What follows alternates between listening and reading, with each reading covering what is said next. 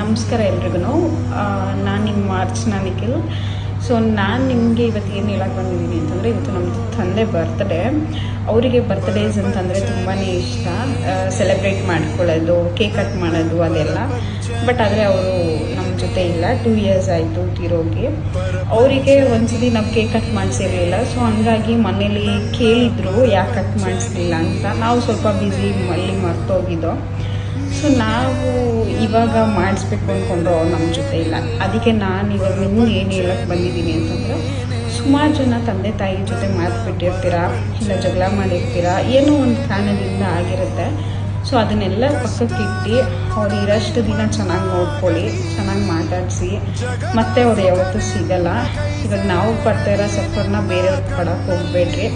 ಹಾಗೆ ಅವರಿಂದ ನಾವು ಕಲ್ತಿರ್ತೀವಿ, ಅದನ್ನು ನಾವು ಬೇರೆಯವ್ರಿಗೂ ಹೇಳ್ಕೊಡ್ಬೋದು. ಹಾಗಾಗಿ ಇವತ್ತು ನಮ್ಮ ತಂದೆ ಇಲ್ಲ ಅಂತ ಅಂದ್ರೂ ನಾನು ನಮ್ಮ ಫ್ಯಾಮಿಲಿಯವರು ಎಷ್ಟು ಚೆನ್ನಾಗಿದ್ದೀವಿ ಅಂತಂದರೆ ಅದು ಅವ್ರ ಆಶೀರ್ವಾದದಿಂದ.